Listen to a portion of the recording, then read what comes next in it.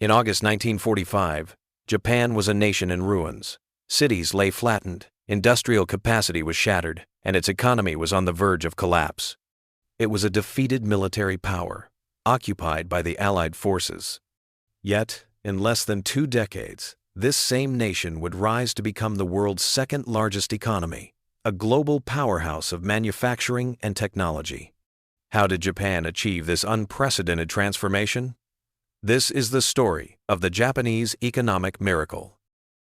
The Japanese economic miracle stands as a powerful testament to planned. The groundwork for recovery was laid during the U.S.-led Allied occupation under General Douglas MacArthur. Though initially aimed at demilitarization, the focus soon shifted to economic and political reform to prevent the spread of communism. Following are the steps Allied forces took. First, democratization and land reform. The occupation introduced a new democratic constitution and instituted a sweeping land reform program. This transferred land ownership from wealthy landlords to the tenant farmers who worked it, creating a stable, middle-class rural economy and empowering a new class of consumers. Second, the dissolution of the Zaibatsu. The giant, family-controlled industrial and financial conglomerates, Zaibatsu, that had fueled Japan's military expansion, were broken up. This fostered greater competition and allowed for the rise of new, dynamic companies. Third, the peace dividend, the Yoshida Doctrine. Under Prime Minister Shigeru Yoshida, Japan adopted a strategy, the Yoshida Doctrine, to focus entirely on economic reconstruction, foregoing significant military expenditure. With security guaranteed by an alliance with the United States, Article 9 of the new Constitution renouncing war, Japan was able to funnel national resources directly into industrial investment. While the internal reforms were crucial, 2 external forces acted as an enormous stimulus. The Korean War boom. When the Korean War broke out in 1950, Japan became the principal logistics and supply depot for UN forces. The massive, sudden demand for Japanese goods and services, from trucks and steel to uniforms and repairs, injected an essential surge of foreign currency and capital directly into the Japanese economy.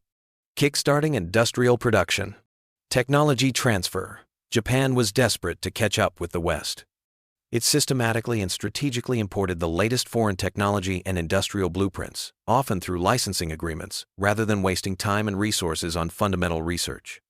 They then famously perfected these technologies, improving quality and efficiency to create products that were world-class, but often cheaper. Japan's unique institutional framework created an environment optimized for growth. The Ministry of International Trade and Industry, MITI, became the strategic architect of the economy.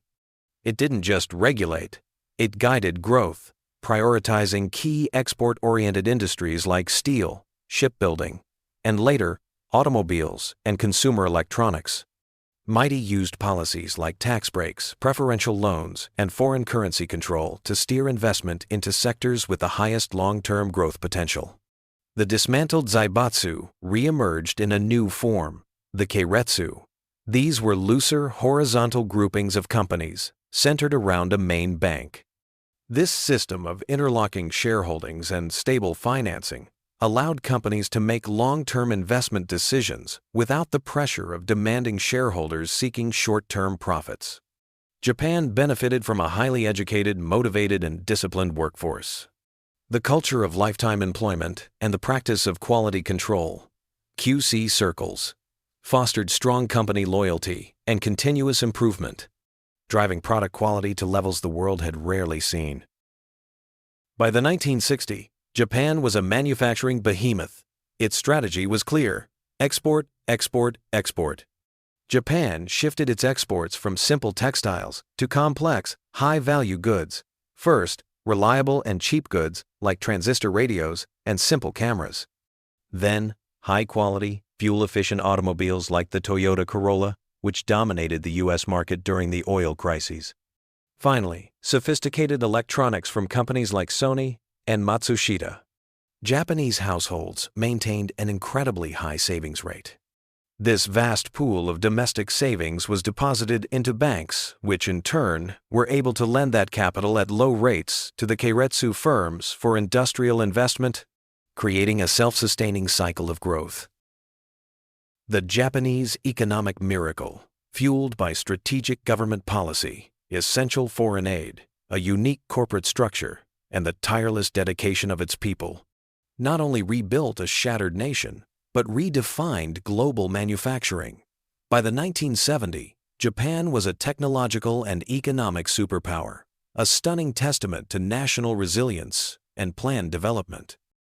The Japanese economic miracle stands as a powerful testament to planned resilience and national strategy. It raises a critical question for nations today. Can the principles of long-term state-directed investment and corporate stability be successfully replicated in our current era of rapid, volatile globalization? Let us know your thoughts in the comments below. If you enjoyed this dive into history, please like this video and subscribe for more geopolitical and economic analyses.